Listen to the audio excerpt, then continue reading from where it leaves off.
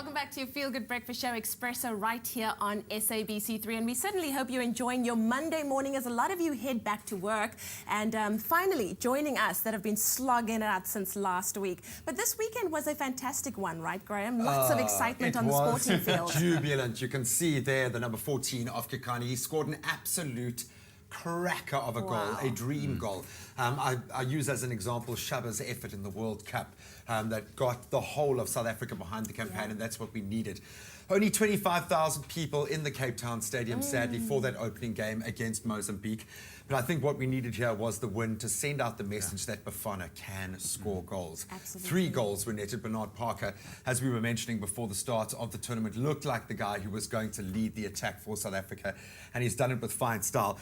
But can you believe it? It was actually Mozambique that I think woke them up in the beginning of the game. That's what I was saying. I was watching the beginning of the game, and it was a couple of minutes in, and they were already up 1-0. Yeah, a little bit of complacency. I think the whole of that 25,000 people just sat there staring at the field, not knowing what to think. No, I think we've got to give it to Malinkune, a bit of a blunder, but he wasn't completely at fault. It did take a bit of a deflection in the box, and it was Diogo who actually scored that opening goal for Mozambique.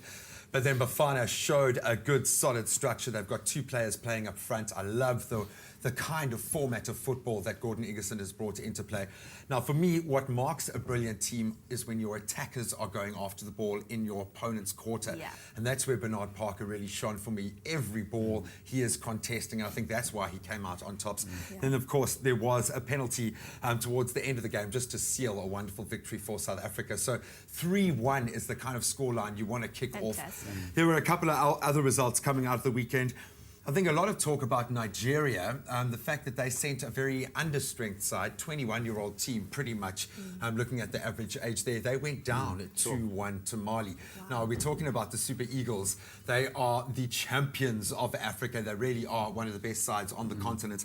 They weren't able to find a way around the Malian attack. And I think, the fact that this isn't a FIFA-sanctioned event has really hit the African sides. We've been talking about how Bafana have been struggling to get their club sides. Yes. We spoke about Chiefs not sending players until the very last minute.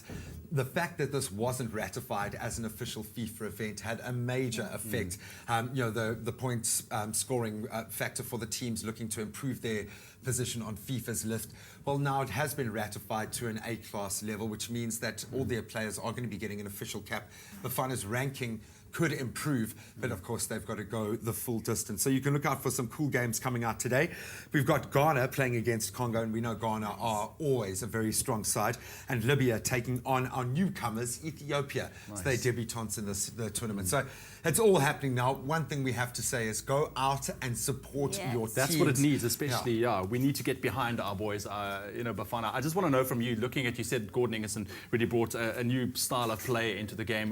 What is your prediction with this new game going forward, taking on these teams? I think Bafana are now playing a very free-scoring kind of football. They've got a point to prove, so I somehow believe this is Bafana's year. We're missing out on the World Cup, so we need something. The fans need something. Gordon certainly needs some silverware to prove that he is the right man for the job. And I think we're going to do it, but we need to have more than 25,000 South Africans in that stadium come the next encounter. So get behind Bafana. That's so true. And the awesome thing with them winning, what they also do is they bring the country together. And we need that more now than ever, I think.